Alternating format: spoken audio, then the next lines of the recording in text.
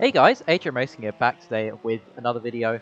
Now, I was trying to find something to race, and I really wanted to do some GT3 racing. But unfortunately, I sort of missed the sign-ups for the full VRS sprint race series that iRacing has. However, I thought I might give a go the VRS sprint fixed series.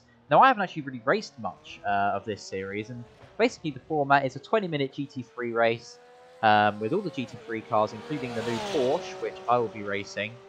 20-minute fixed setup, and should be pretty fun. So I've gone out and done qualifying, and we've managed to put the car P13 on the grid. Not my best performance in quali, quite a way off where I should be, probably about half a second. But I did make a couple of mistakes during the lap and lost about 2/10 in the last corner, which would have put us a few positions up. But it's a 20-minute sprint race, so everyone's going to be scrambling for position. I'm expecting to be punted pretty early on, if I do say so myself. But we'll see what happens, and it should be a ton of fun. So without further ado, let's head out onto the grid. Just before we head onto the track, if you do like what you see in this video and you want to see more, I'd really appreciate if you hit that like button, subscribe if you want to as well. We're trying to go for 100 subscribers, only 2 away now, so it'd be really cool to hit that 100. Also, aiming for 100 followers on Twitch as well, the link is in the description below. If not, then sit back, relax and enjoy the video. And yeah, let's hop back to the action. Right, so here we are, rolling start here at Hockenheim. We're going to be starting on inside for turn 1 and 2. We've got a Macca ahead of us, a beautiful Martini liveried Porsche on the left of us. That is actually a very nicely lifting car. I didn't even know what I said there, but let's not focus on the liveries too much. Massive flames coming off the McLaren. And the pace car is in, and it's the green flag. And here we go for 20 minutes at Hockenheim.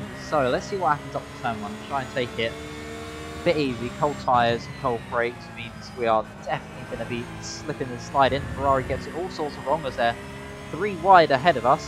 So we can try and take to the inside and might be able to think about a move on the green McLaren. Lock up ahead from someone. We can sneak up the inside. Oh, I have to take first gear there. Should have really taken that a bit earlier. We're clear on the left. I think we are.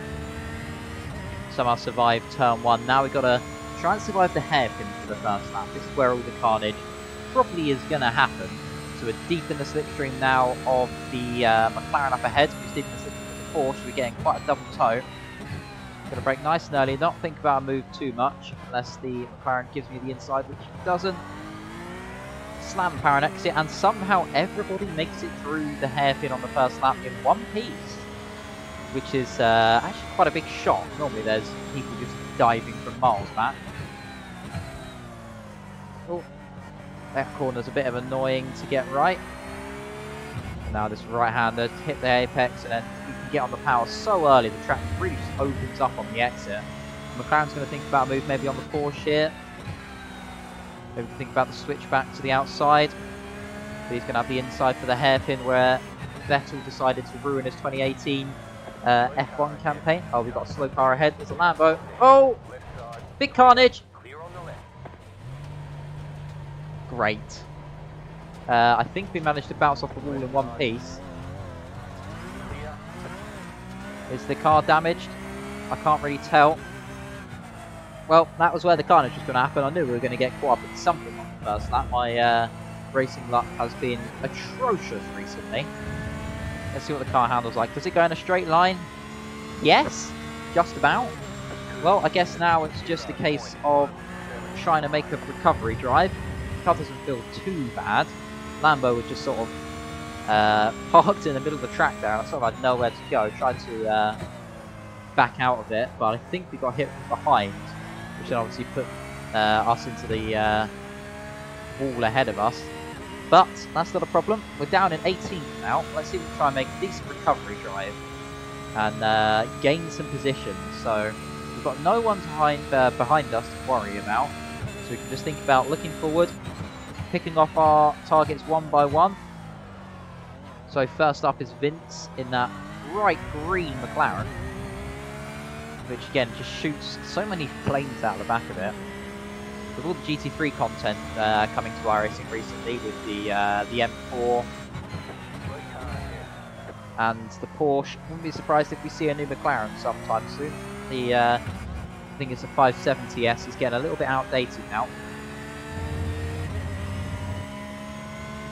Into the stadium section for the second time already. 4 minutes have passed in this race. Nearly already a quarter of the way through. Not a lot of time to gain the positions back, but we'll see if we can try our best and just gain whatever R18 we can. Oh, lots of understeer there. The Porsche does not like that corner, especially on the exit. Just easing it through. Trying not to use that sausage cup on the outside. Ferrari gets all sorts of runs. Does he manage to hold it? Yes, he does. Do we gain the position? Yes, we do. I thought they were going to go 3 wide into turn 1 ahead of me there. I was about to say, please no. Oh, the Ferrari's very slow. We're very slow. There's another car backwards. It's another Porsche. Take avoiding action, and we survive that time through. That's a couple of places gained. Maybe think about moving. Not quite close enough there on the Ferrari. Focus on our exit instead, which we actually get a pretty poor one. So we could be vulnerable from attack from the bright mint Ferrari from behind. Sit in the slipstream. I think we might be a little bit down on top speed, perhaps, with a little bit of damage, but doesn't feel anything too bad. Hard on the anchors once again. The best thing about this Porsche is the brakes. They're just so good. I went and drove the M4 again recently, and I just forgot how little of the brakes you can use. Excuse me. How little of the brakes you can use in that car. In the Porsche, you can really hammer the brake pedal, and it just doesn't lock. It doesn't fizzle out like some of the iRacing weird ABS systems do. Oh, you can get on the power so early in this car as well. I just love this Porsche. Definitely one of my favourite cars on the service right now. This is definitely up there with the LMP2. Just in terms of quality, just in terms of the fun factor. And it really suits my driving style, which is really nice to feel, actually. But anyway, enough about me pleasuring myself over this Porsche. Let me try and make a couple of moves here on this last corner. Oh, the understeer. The understeer. The car just would not turn there. Well, we're back up into... Have we gained any positions? We gained 1 position there on that lap. So up to P16 we are now. Let's see if we can try and get on for a top 10. There's a big pack of cars here. If we could just start maybe getting one at a time.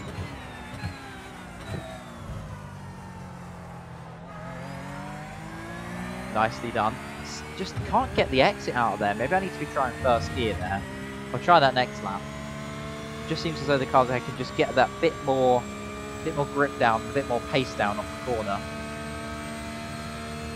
Look ahead, no one's collided up ahead. Oh, there's 6th gear re as well for Porsche. Oh, car stopped on the right. Where is he? Is he cleared? I think he's got going again. Or escaped, so don't have to worry about that too much. Just sort of at the same pace as Ferrari up ahead. Need to start building that pace up and gain some positions. Just the understeer right now with this Porsche is the biggest problem. We mount the curb on the inside there and the car goes all sorts of airborne.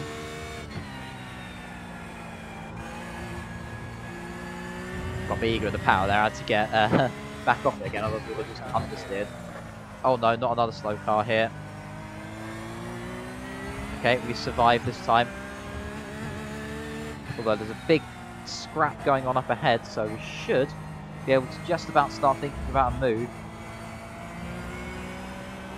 Because we get a very nice exit out of the last corner.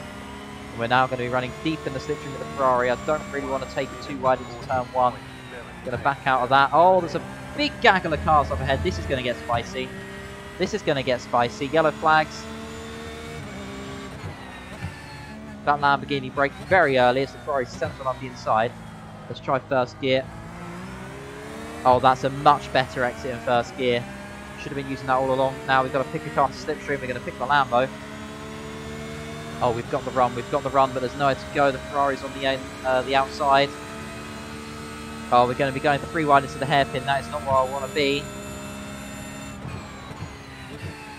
We're going to back out of that one and focus on the exit. Ooh, hello Ferrari.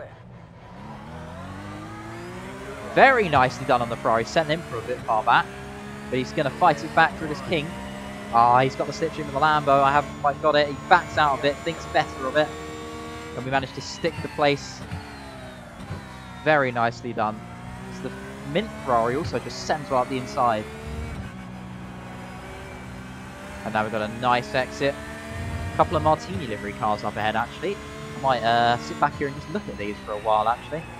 Martini livery cars, best livery cars. Don't even try and argue my point on that.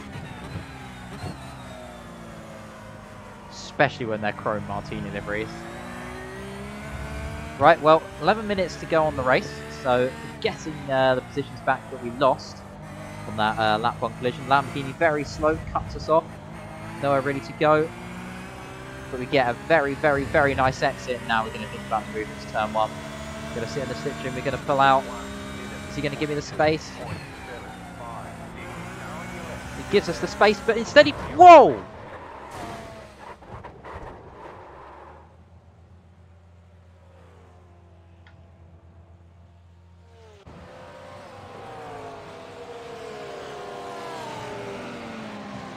Well, I don't think we're going to be coming back from that one.